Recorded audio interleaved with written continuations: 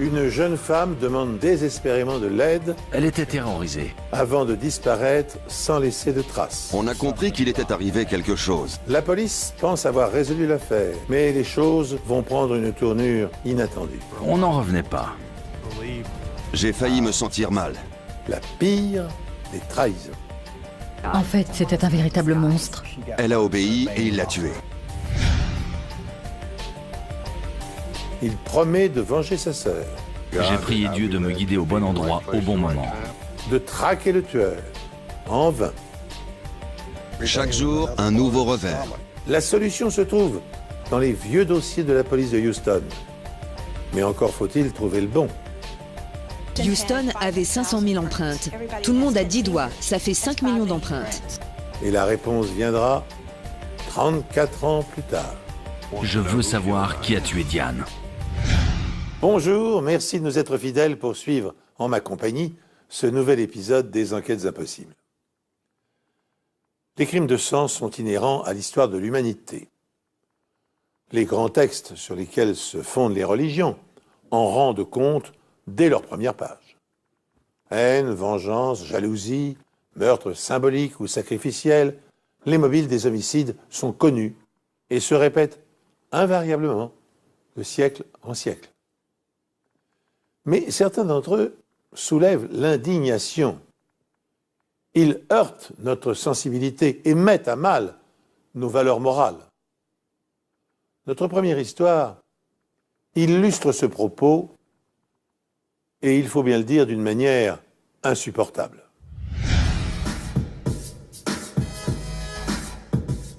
Charlotte, en Caroline du Nord. Les clients du club de striptease de la ville font parfois du tapage, mais les employés sont habitués à gérer ce genre de situation.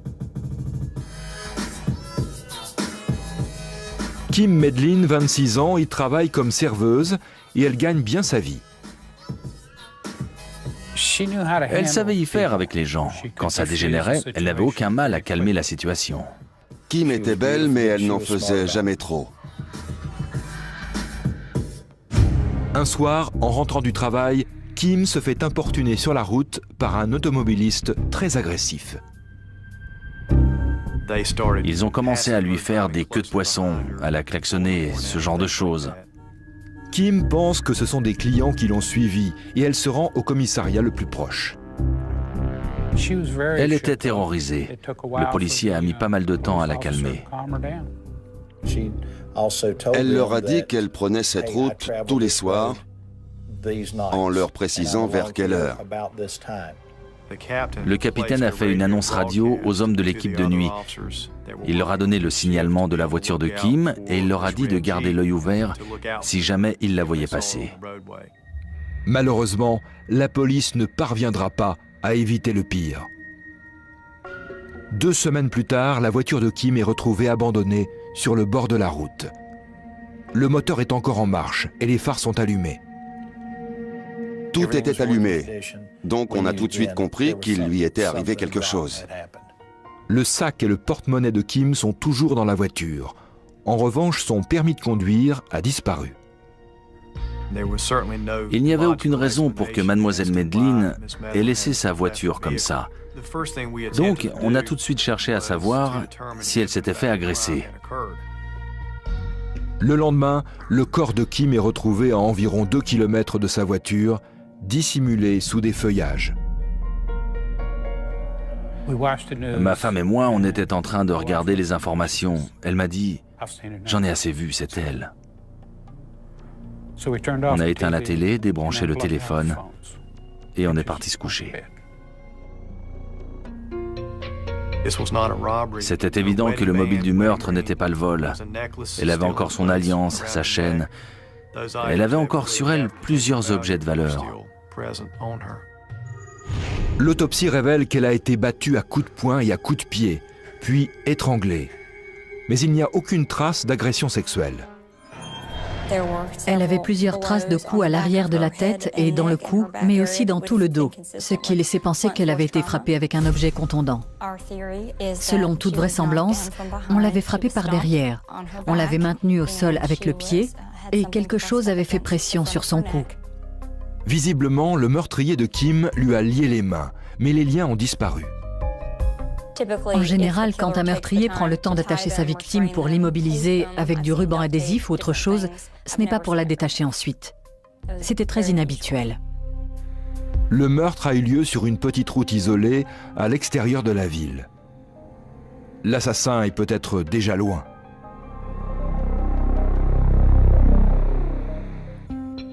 Pour retrouver le meurtrier de Kim Medlin, les enquêteurs doivent reconstituer son emploi du temps juste avant sa mort.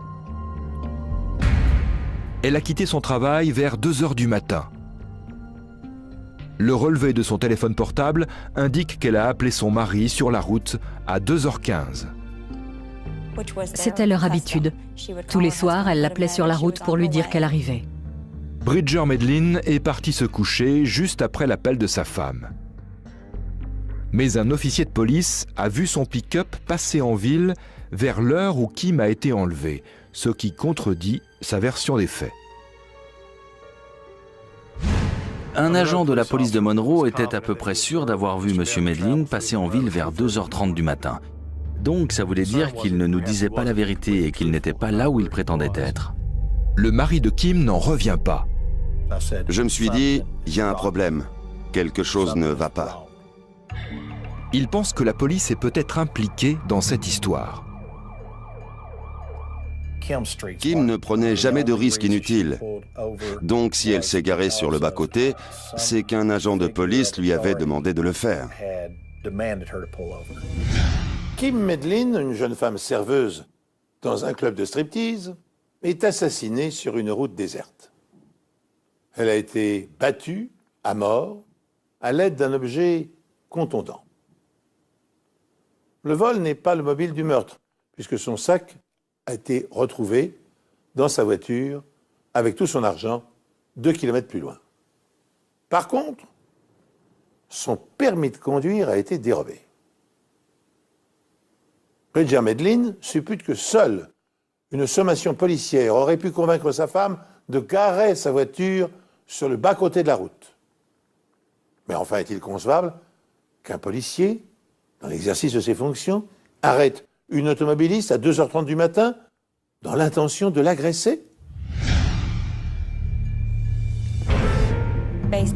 La voiture était garée et son permis de conduire avait disparu.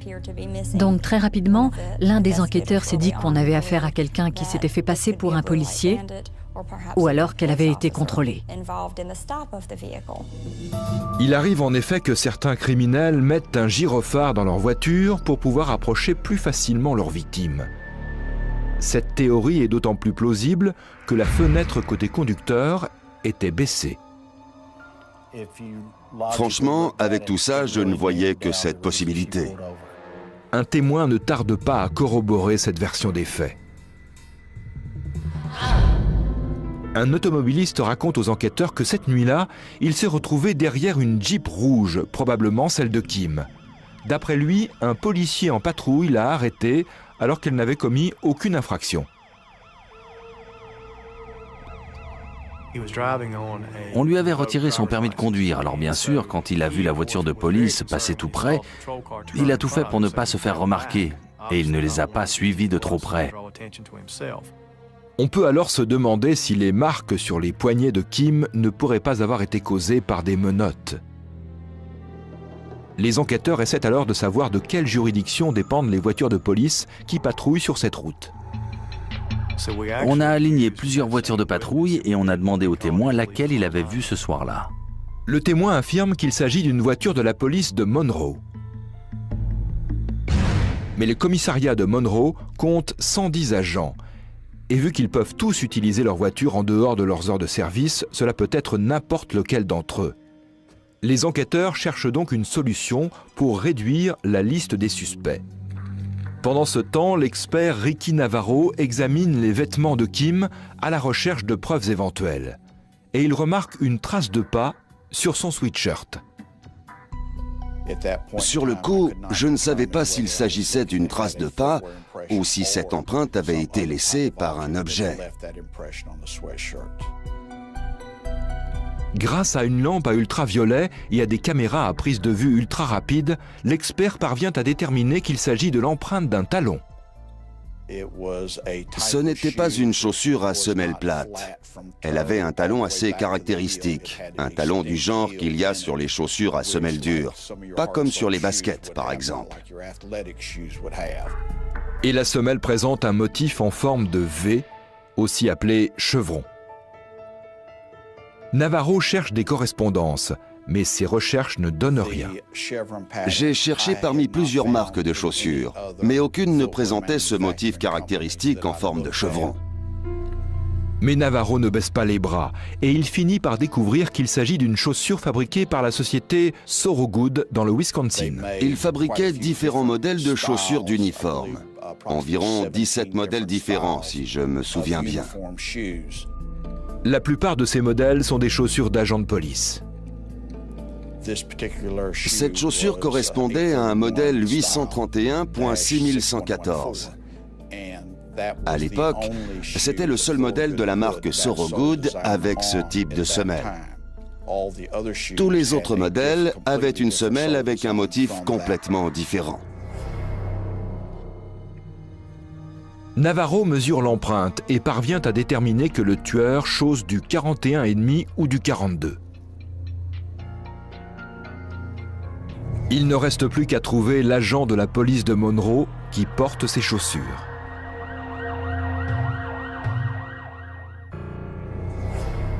Les enquêteurs sont désormais persuadés que le tueur est un agent de la police de Monroe et le mari de Kim, Bridger Medlin, est éliminé de la liste des suspects. Ils ont également découvert que Bridger n'était pas en ville le soir du meurtre peu après minuit, contrairement à ce qu'avait prétendu un policier. Ce carrefour était filmé par la caméra du distributeur de billets d'une banque. Et sur la bande de vidéosurveillance, on voyait ma voiture passer après 4 heures du matin. Ce qui veut dire que Bridger est passé par ce carrefour après que la police l'a appelé pour lui signaler qu'on avait retrouvé la voiture de Kim abandonnée sur le bord de la route. C'était le premier élément probant, la première preuve irréfutable qu'il attestait que j'étais bien là où j'avais dit que j'étais. Les enquêteurs savent aussi que le tueur porte des chaussures Thorogood de taille 41,5 ou 42. Aussi incroyable que ce soit, les policiers sont obligés d'admettre que l'assassin de Kim Medlin est vraisemblablement l'un des leurs. Car, de nature prudente, jamais la jeune femme n'aurait consenti à arrêter sa voiture en pleine nuit dans un lieu désert si elle n'y avait pas été obligée par un représentant des forces de l'ordre. Les enquêteurs ne disposent que d'un indice exploitable, l'empreinte d'une semelle de chaussure imprimée sur le t-shirt de la victime. Après avoir consulté un fichier informatisé qui référence toutes les empreintes fournies par les fabricants, les experts réussissent à déterminer que le meurtrier portait des chaussures d'une marque et d'un modèle réservés à l'usage exclusif des policiers.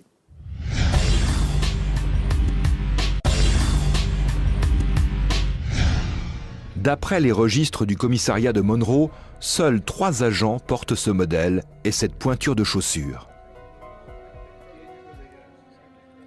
L'un d'entre eux était en service à la caserne des pompiers le soir du meurtre. Ce soir-là, il était affecté à la caserne. Il ne pouvait pas avoir pris sa voiture pour aller ailleurs. Il devait rester sur place. Le deuxième était également en service sur une affaire de cambriolage. Il est resté en contact radio permanent avec le central. Le troisième, Josh Griffin, a fini son service à 22 heures. L'agent Griffin a dit aux enquêteurs qu'il n'avait pas vu Kim ce soir-là, qu'il ne l'avait pas contrôlée et qu'il n'avait vu aucune voiture qui ressemblait de près ou de loin à la sienne. Il a dit qu'il était rentré chez lui juste après son service et qu'il s'était couché avant que sa voiture ne soit découverte. L'agent Griffin a 24 ans. Il est membre de la police depuis à peine plus d'1 an. Les enquêteurs fouillent sa voiture de service, mais ne trouvent rien de suspect. Sa voiture était absolument impeccable, alors que tout le monde était d'accord pour dire que d'habitude, c'était la plus sale de toute la brigade. Munie d'un mandat, la police fouille la maison de Griffin, mais aucune trace de ses chaussures de service. Monsieur Griffin m'a dit qu'il avait abîmé ses chaussures pendant une enquête sur un accident de voiture et qu'il les avait jetées. Les enquêteurs se demandent si Josh n'était pas au club de striptease le soir du meurtre et aurait pu suivre Kim lorsqu'elle est partie. Pour en avoir le cœur net, ils interrogent les clients qui étaient présents ce soir-là. Mais aucun d'entre eux ne se souvient de l'avoir vue. Pourtant, le relevé de son téléphone portable contredit son alibi. Apparemment, il a appelé un camion de dépannage vers 2 heures du matin. Lorsque ses supérieurs le confrontent à cette preuve, Griffin change sa version des faits. Il prétend maintenant qu'après son service, il a stationné sa voiture à un carrefour dans le parking d'un restaurant pour lire un livre. Il a dit qu'il s'était garé près du restaurant qui était fermé et qu'il était resté là à bouquiner. C'est alors qu'un automobiliste lui a demandé d'appeler une dépanneuse car sa voiture était en panne. Ce qui situe l'agent Griffin sur les lieux une demi-heure à 45 minutes avant que Kim ne passe le carrefour. Josh Griffin nie catégoriquement être impliqué dans le meurtre de Kim, mais ses collègues ne tardent pas à se retourner contre lui. Apparemment, tout aurait commencé lorsque Kim est passée au commissariat parce qu'elle avait peur de rentrer seule par les petites routes de campagne et qu'elle a signalé qu'un client la suivait. L'agent qui l'a reçu ce soir-là a alors passé un appel radio pour demander aux policiers en service de garder un œil sur elle afin qu'il ne lui arrive rien. Après enquête, on a eu la confirmation que M. Griffin était en service ce soir-là et qu'il a entendu l'appel radio. Visiblement, l'agent Griffin se serait intéressé d'un peu trop près à Kim Medlin. Il aurait d'ailleurs fait certaines remarques déplacées à son sujet à ses collègues. Il a vu plusieurs fois la voiture de Kim passer en ville et il a appelé ses collègues par radio pour dire des trucs du genre « Je viens de voir passer la belle blonde ». Il voulait trouver un moyen de l'aborder. J'ai trouvé ça très alarmant que certains de mes hommes soient au courant et qu'ils n'aient rien dit, qu'ils ne me l'aient pas signalé pour qu'on puisse remédier au problème. Après la mort de Kim, plusieurs autres femmes signalent à la police qu'elles avaient déjà été importunées par Griffin. Pour vous dire à quel point il était malade, pendant le procès, une fille est venue témoigner. Il l'avait harcelée, elle était sur liste rouge. Et un jour, un type l'appelle en lui disant « Je sais que tu es chez toi, j'arrive ». Qu'est-ce qu'elle a fait? Bien sûr, elle a appelé la police et là, devinez qui lui a répondu, je vous le donne en mille, Josh Griffin. Mais pour obtenir une condamnation, le procureur a besoin de preuves solides. Les enquêteurs pourront-ils trouver des éléments plus probants? Pour le procureur, l'enlèvement et le meurtre de Kim Medlin sont une trahison terrible. La police est là pour protéger et servir les citoyens, pas pour leur faire du mal. Je pense que beaucoup de gens ont eu du mal à admettre que quelqu'un de la région, un jeune homme apparemment bien sous tout rapport, qui correspondait au stéréotype du genre idéal, puisse commettre un crime aussi horrible. S'il était avéré que Josh Griffin avait assassiné Kim Medlin, le scandale aurait un retentissement considérable à travers tout le pays, car la respectabilité de l'ensemble des forces de police s'en trouverait entachée. Néanmoins, et on peut naturellement le déplorer, il n'est pas rare que des policiers soient impliqués dans des actes criminels, voire dans des meurtres. Ainsi, en 2011, 2 anciens policiers russes avaient été condamnés à la réclusion à perpétuité pour avoir agressé, dépouillé et tué 22 automobilistes de 2000 à 2007 à Moscou et dans ses environs. Portant un uniforme de policier, ces hommes arrêtaient les conducteurs de voitures de luxe au prétexte d'un contrôle routier. Puis ils s'emparaient de l'argent des occupants et, dans la plupart des cas, les tuaient d'une manière particulièrement cruelle, brûlant vifs certains d'entre eux. Mais pour en revenir à notre affaire, voyons maintenant en détail le mode opératoire probable du prédateur. La nuit du meurtre, Griffin finit son service vers 22 h. Mais au lieu de rentrer chez lui, il se gare sur le parking d'un restaurant fermé, à un carrefour situé sur le trajet de Kim. Vers 2 h du matin, un automobiliste en panne lui demande de l'aide. Griffin utilise alors son téléphone portable pour appeler une dépanneuse, ce qui confirme sa présence près de la scène de crime.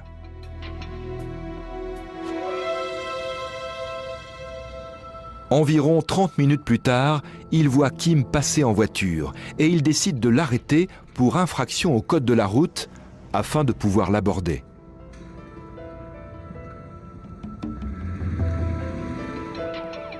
Un témoin voit le policier arrêter Kim alors qu'elle n'avait commis aucune infraction.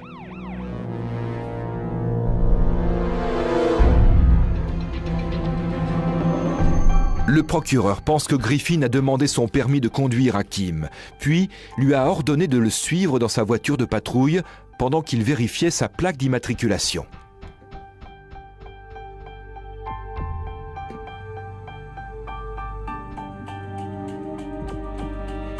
Là, il lui a certainement fait des avances. Kim refuse et Griffin comprend qu'il est allé trop loin. Il panique, la menotte et démarre sur les chapeaux de roue. Lorsqu'il quitte la route, Kim comprend qu'elle est perdue.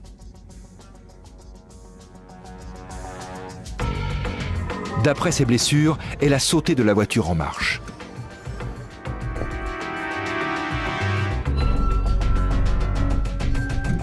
Griffin lui court après, la frappe derrière la tête et lui donne un coup de pied dans le dos.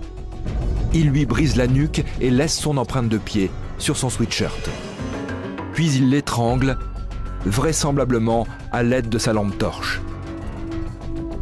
Avant de partir, il lui retire les menottes et dissimule son corps sous des branchages. Je n'imagine même pas ce qu'elle a dû ressentir, ce qui a dû se passer dans sa tête durant les dernières minutes de sa vie. Ce genre de choses, ça ne devrait jamais arriver. Personne ne mérite de mourir de cette façon. Mais pour condamner Griffin, le procureur doit prouver qu'il est bien le tueur. Vu qu'il n'y avait aucune trace ADN, ils ont monté tout le dossier sur cette empreinte de chaussure. Selon les fiches du commissariat, Griffin est le seul agent à porter des Thorogood modèle Chlorino de taille 41,5.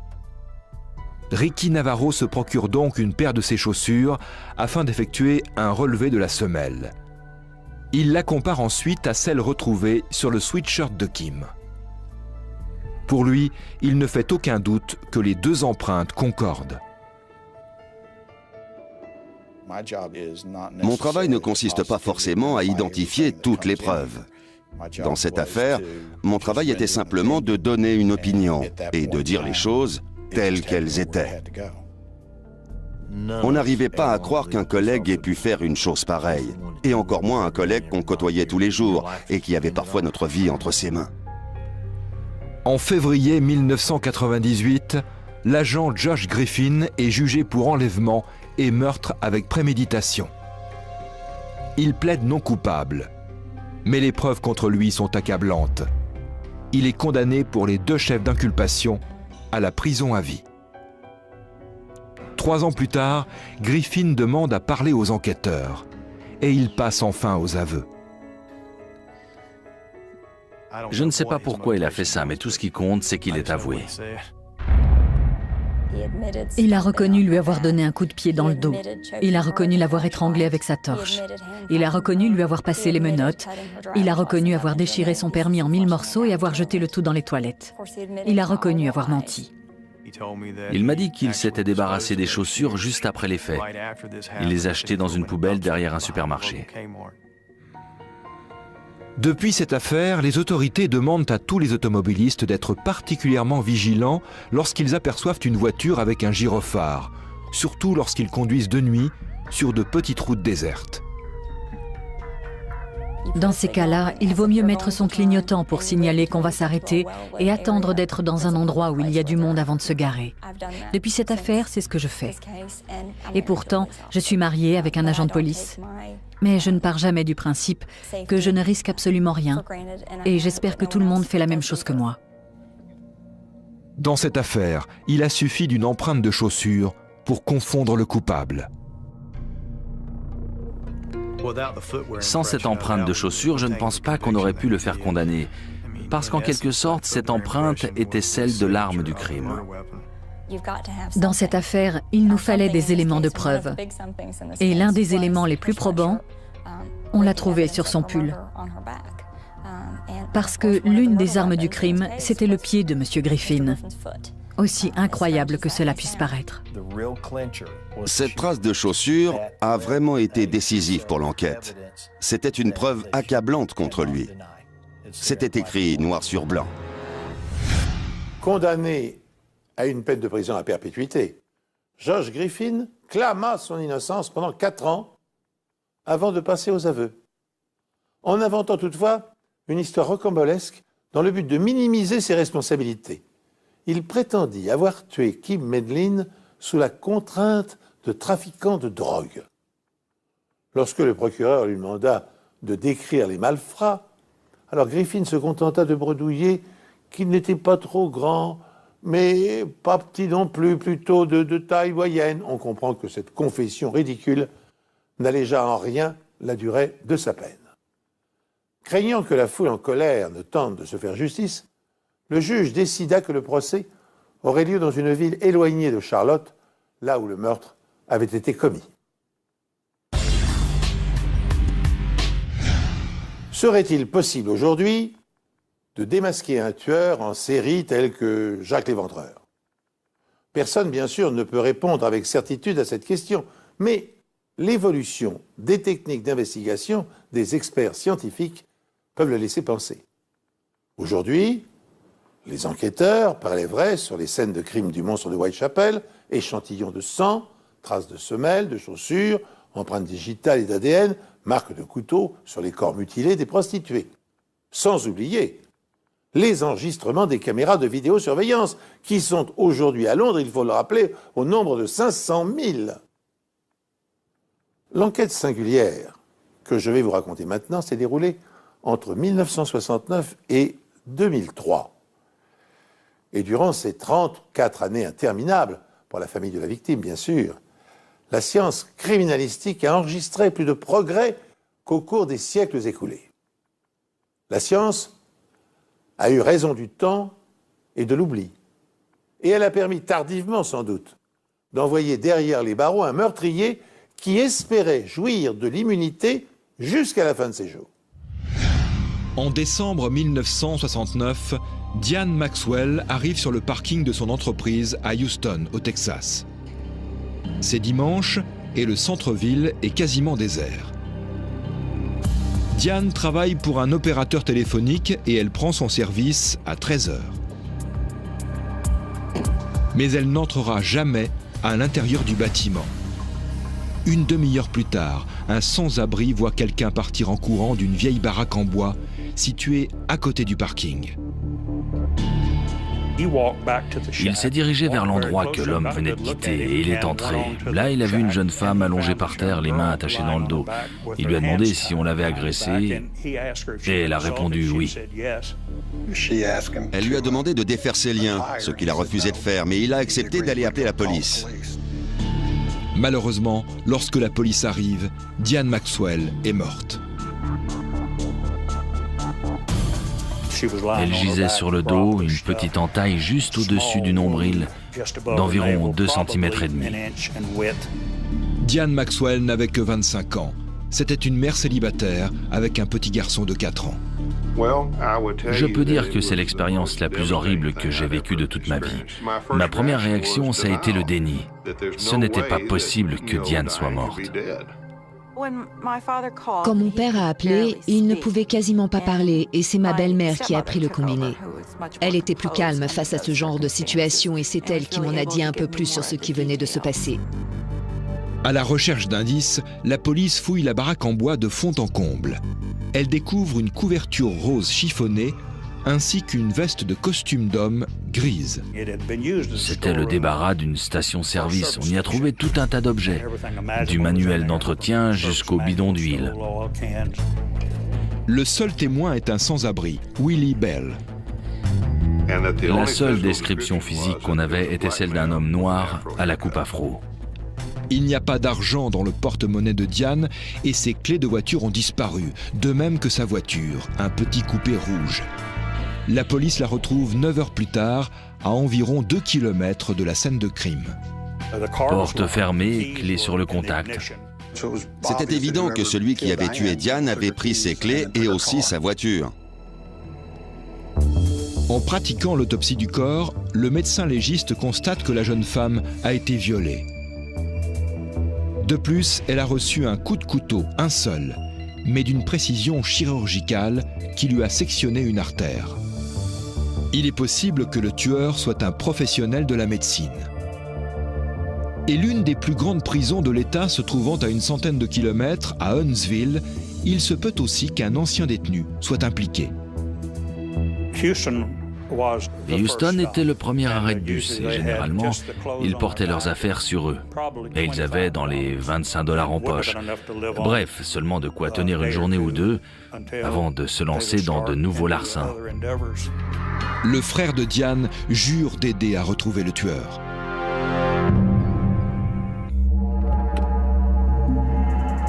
La famille de Diane Maxwell est bouleversée par ce meurtre insensé. Je savais qu'elle avait été agressée et tuée, et je n'ai jamais cherché à avoir plus de détails, parce que je crois que je n'aurais pas pu le supporter.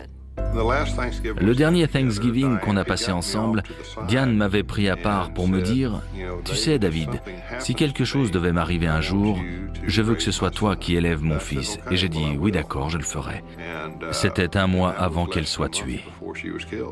Plus de 20 salariés de l'opérateur téléphonique qui employait Diane démissionnent de leur poste. La plupart des employés qui choisissent de rester s'arment de pics à glace et de couteaux. Ça a été très difficile et aussi très médiatisé parce que la presse a révélé énormément d'informations sur l'affaire, que ce soit dans les journaux télévisés ou dans la presse écrite. À l'époque, je recevais des coups de fil de personnes que je ne connaissais même pas. Le meurtrier a volé la voiture de Diane avant de l'abandonner à 2 km de la scène de crime. Pour relever des empreintes, j'ai déposé de la poudre sur le volant, l'intérieur de la porte conducteur et le levier de vitesse. Le lendemain, quand je suis revenu, il y avait environ 12 à 15 empreintes latentes identifiables, de très bonnes empreintes. Et plusieurs d'entre elles avaient l'air récentes. Les 3 empreintes digitales et l'empreinte palmaire partielle ne correspondent pas à celle du témoin, Willie Bell. Il est donc rayé de la liste des suspects. Diane Maxwell, une standardiste de 25 ans, a succombé à une hémorragie interne à la suite d'un coup de couteau porté dans l'abdomen. Sa voiture a été volée par le meurtrier, puis abandonnée peu après. Mais les enquêteurs sont parvenus à y prélever des empreintes digitales partielles. Je vais maintenant demander aux plus jeunes d'entre vous de faire un effort d'imagination. Cette affaire se déroule en 1969, l'année au cours de laquelle des astronautes américains avaient posé le pied sur la Lune pour la première fois. Et il y a plus de 40 ans, les outils les plus efficaces dont disposent aujourd'hui les experts de la police scientifique n'existaient pas. L'informatique était encore balbutiante. Et pour effectuer les tâches que nos ordinateurs domestiques accomplissent maintenant en quelques secondes, il fallait utiliser des dizaines de machines qui encombraient des salles réfrigérées de plusieurs centaines de mètres carrés. Par ailleurs, établir un profil ADN ou définir la composition chimique d'un matériau n'était à l'époque que chimère de science-fiction. C'est pourquoi, dans notre affaire, les policiers en sont réduits à comparer à l'œil nu les empreintes digitales prélevées dans la voiture de la victime à toutes celles recensées dans les archives criminelles. Et il y en a des millions. Autant dire que ce travail de fourmi équivaut à chercher une aiguille dans une botte de foin.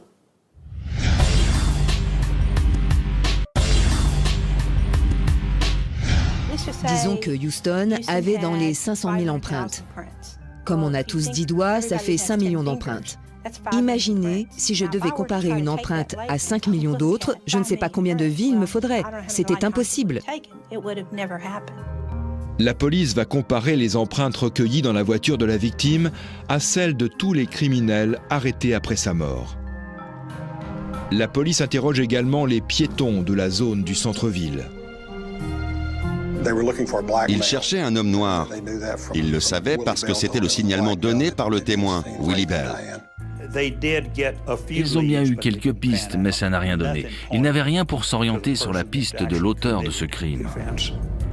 Compte tenu de la précision chirurgicale de la blessure mortelle, la police s'intéresse aussi aux professionnels de santé. Ils ont interpellé tous les hommes noirs du centre-ville pour des relevés d'empreintes. De nos jours, un tel procédé serait inacceptable. Honnêtement, j'ai pensé que cette personne était passée à travers les mailles du filet.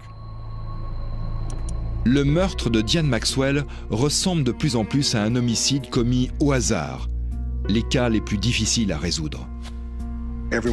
Tous les agents de la brigade criminelle de l'époque, une trentaine d'enquêteurs au total, étaient sur l'affaire. Et puis progressivement, les pistes se sont faites rares. Et il est arrivé un moment où il ne restait rien à explorer. Chaque semaine, à mesure que de nouvelles empreintes digitales viennent s'ajouter au fichier de Houston, les enquêteurs les comparent aux empreintes de l'affaire Diane Maxwell. Sans résultat. On était un peu perdus. On pensait, on espérait que l'affaire serait résolue rapidement. Il y avait eu l'enterrement et tout le reste. Donc maintenant, on pensait à l'enquête et à l'arrestation du coupable. Et donc de voir que ça n'avançait pas, ça nous contrariait énormément et c'était difficile à vivre. L'espoir de retrouver la piste du tueur de Diane finit par disparaître. Durant 17 ans, l'enquête reste au point mort. Malgré cela, le père de Diane n'a jamais perdu espoir. Chaque fois qu'on se voyait, il me disait « Trouve-moi qui a fait ça avant que je meure. Je veux savoir. » Nos parents étaient déjà assez âgés à l'époque. Et donc, je suis convaincue que ça a joué, mais je crois que ça a été un moteur permanent. À l'âge de 37 ans, David Maxwell incorpore le plus ancien et le plus fermé des corps de police d'Amérique du Nord, les Texas Rangers, une unité d'élite composée de seulement 134 hommes. Je pensais que c'était la meilleure chose à faire. Si un jour j'intégrais les forces de police et si j'arrivais à rejoindre la division des Texas Rangers et que l'affaire n'était toujours pas résolue, je pourrais rouvrir l'enquête et finalement résoudre l'affaire. Ce qui est arrivé à Diane l'a influencé. Et ça explique en partie sa décision d'entrer dans la police. Créé en 1823, le corps des Texas Rangers est la seconde institution policière la plus ancienne des États-Unis. Pour avoir su contenir la criminalité au temps de la conquête de l'Ouest, cette division du département de la sécurité publique du Texas s'est forgée une légende d'invincibilité et fait aujourd'hui partie de la mythologie américaine. L'agence des Texas Rangers comprend 8 équipes de 18 officiers, auxquels s'ajoute un criminologue et 24 agents de soutien civil. On comprend que pour intégrer ce corps d'élite dans l'espoir de retrouver le meurtrier de sa sœur, David Maxwell ait dû atteindre un niveau d'excellence. Dans notre affaire, après 17 ans de stagnation, l'enquête va-t-elle rebondir? Nous sommes maintenant en 1986 et l'informatique commence à envahir notre vie quotidienne. Les forces armées et les services de police sont les premiers à avoir été équipés de la nouvelle génération d'ordinateurs devenus performants.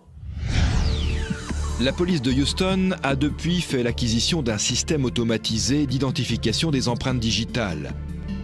L'AFIS permet de comparer instantanément des empreintes inconnues à celles figurant dans la base de données de Houston. David fait ressortir des archives le dossier sur le meurtre de sa sœur. Il veut faire procéder à une comparaison des empreintes relevées dans la voiture. À cette époque, il faut retracer les contours des empreintes à la main. Ça ne se fait plus aujourd'hui, mais dans le temps, les résultats étaient meilleurs quand on redessinait les contours parce que les images étaient beaucoup moins nettes que maintenant. Hélas, la recherche ne donne rien. J'ai commencé à me dire qu'il était peut-être mort. C'était impensable qu'une personne puisse commettre ce genre de crime gratuitement et ne jamais recommencer. Une nouvelle fois, l'enquête est classée pendant 17 autres années. C'est de plus en plus clair. David Maxwell va avoir besoin d'aide. Depuis plus de 30 ans, David Maxwell, qui vit hanté par le meurtre de sa sœur, espère toujours trouver le moyen de résoudre l'affaire. Il a réussi à résoudre de nombreuses affaires compliquées. Et je sais que c'était très important pour lui d'essayer de résoudre ce crime. Mais bien sûr, c'était très personnel et ça le touchait profondément. Et il a promis à son père qu'il trouverait le coupable avant sa mort. À l'époque, son père approche des 90 ans. Il me disait qu'il rêvait de Diane et qu'elle était dans toutes ses pensées. Il disait « Je ne peux pas m'empêcher de penser à Diane et à cette affaire à résoudre. Je veux savoir avant de mourir. » À court de ressources, David se tourne vers son ami Jim Ramsey, un enquêteur chevronné de la brigade criminelle de Houston. Les deux sont des amis de longue date, mais David n'a jamais rien dit à Jim au sujet du meurtre de sa sœur. J'étais sous le choc. Comment imaginer qu'une personne puisse garder ça pour elle, ne rien dire? Seul quelqu'un qui a la personnalité de David en est capable. Je n'avais pas besoin de raconter ma vie aux gens. Je ne cherchais pas de compassion. David aurait pu faire travailler qui il voulait sur cette affaire. Ça a été un vrai privilège qu'il me demande mon aide. La priorité de Ramsey est de faire analyser les vêtements de Diane Maxwell. Si on trouvait de l'ADN provenant du viol, ça nous permettait de lancer une recherche dans la base de données. Parce que tout délinquant incarcéré est maintenant soumis à un prélèvement d'ADN. Et il y a beaucoup de preuves dormantes dans cette base de données ADN. Mais les vêtements de Diane sont introuvables. Au grand désarroi de David et de Jim, ils ont été jetés. Passé un certain temps, j'imagine qu'il faut bien faire de la place pour les nouvelles preuves matérielles.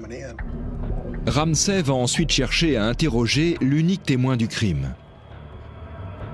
Willie Bell. On a localisé une adresse en Californie, mais on a finalement appris qu'il était mort au milieu des années 80. Les choses vont ensuite aller de mal en pis. Les photographies de la scène de crime et les négatifs sont également introuvables. Quelqu'un les aurait en effet vendus à un magazine d'enquête policière britannique en 1971. Contacté, l'éditeur déclare ne plus avoir en sa possession ni les photos ni les négatifs. Tout ce qu'il reste, c'est un seul et unique exemplaire du magazine. J'ai demandé qu'ils me l'envoient, parce qu'on n'avait plus les photos d'origine. Ils ont hésité, c'était le seul numéro. Alors j'ai demandé à ceux qu'ils photocopient les photos. Mais les photocopies des pages du magazine sont inutilisables. Et pourtant, Jim Ramsey et David Maxwell n'en ont pas fini avec les mauvaises nouvelles. Les empreintes digitales du tueur trouvées dans la voiture de Diane Maxwell et censées se trouver dans le dossier de l'affaire ont disparu. Chaque jour, c'était un nouveau revers pour l'enquête. Le fait de savoir qu'elles étaient là et qu'elles avaient disparu, oui, j'étais atterré. Toutes les preuves ayant disparu, David est contraint de dire à son père que l'affaire risque de ne jamais être résolue. J'ai prié pour que cette affaire soit résolue. Moi, je savais en tant que frère et en tant que ranger que je ferais tout ce qui était en mon pouvoir. Mais j'ai prié Dieu de me guider au bon endroit, au bon moment. Si les empreintes ne sont pas retrouvées, l'affaire sera classée, pour de bon.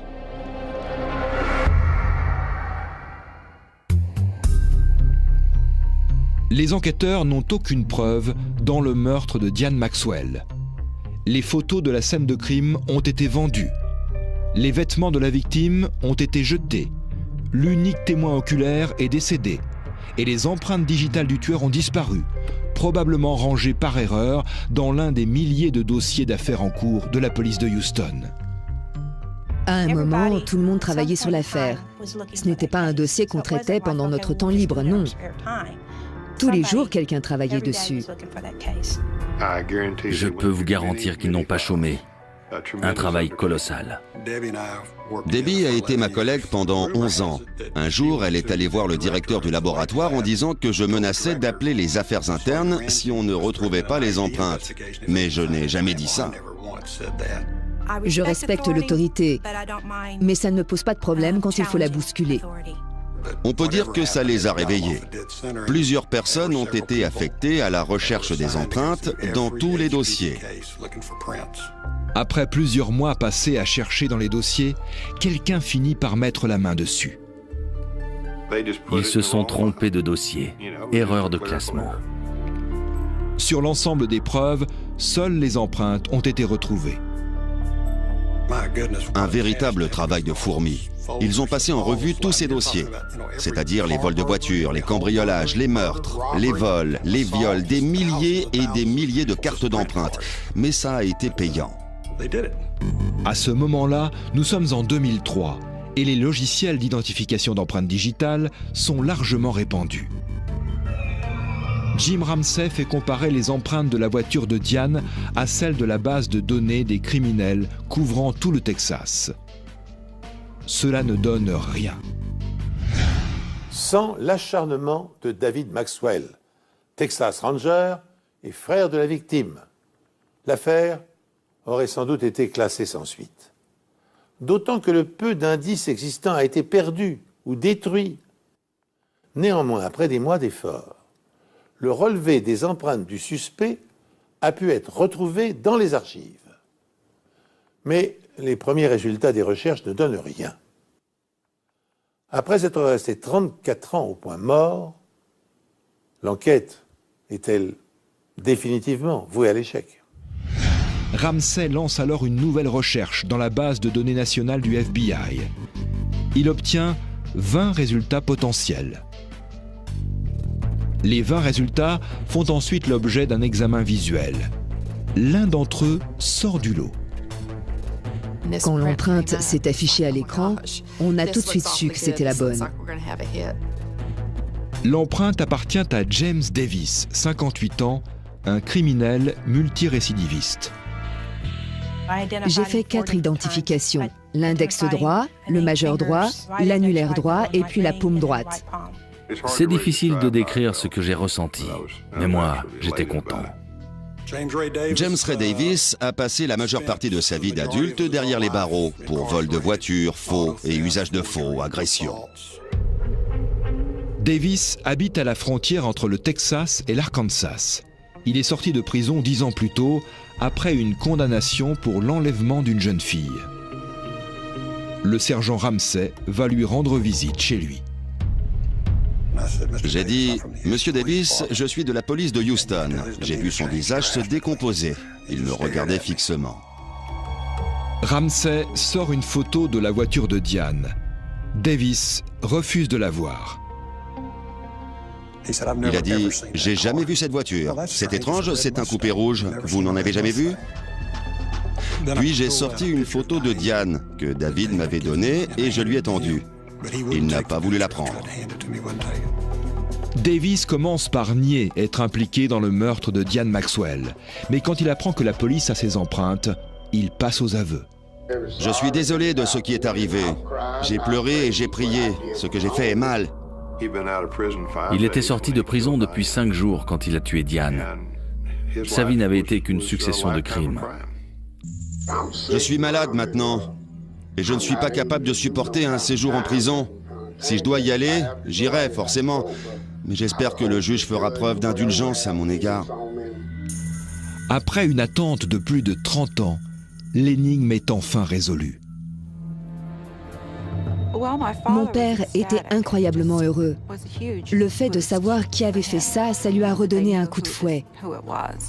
J'ai mené un grand nombre d'enquêtes sur des meurtres et toutes étaient importantes. Mais ça n'arrive pas souvent qu'on soit vraiment touché par une affaire.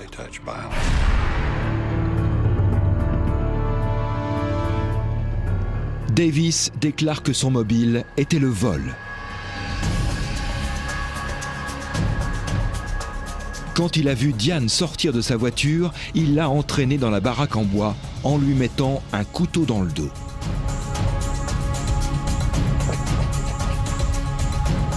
Il admet l'avoir volée et nie l'avoir violée. Mais les preuves indiquent le contraire. Ensuite, il l'a poignardée et a volé sa voiture.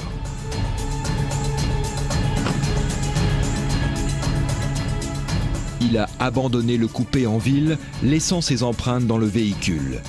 Bien qu'il ait fallu attendre pratiquement 35 ans pour le retrouver, ses empreintes consignées dans un fichier ne se sont pas dégradées. Sans les bases de données qui regroupent toutes les empreintes des criminels, il n'aurait jamais été identifié. Le 15 janvier 2004, James Davis plaide coupable de meurtre. Il est condamné à la prison à vie. Je n'ai pas vu l'ombre d'un remords chez lui, sauf quand il est venu à la barre pour plaider coupable et qu'il a écopé de la prison à perpétuité. Il n'en avait rien à faire de Diane. Le père de Diane Maxwell aura vécu assez longtemps pour voir le meurtrier de sa fille être traduit en justice. David a tout fait pour qu'on continue de s'occuper de cette affaire. C'était toujours en haut de sa liste de priorités. Continuer à travailler sur ce dossier passait avant tout le reste. Cette base de données a fait faire un bond en avant à la police. Elle a permis de résoudre des affaires qui seraient restées non élucidées sans ce système informatique. Et maintenant, avec les fichiers d'empreintes génétiques, le principe est le même.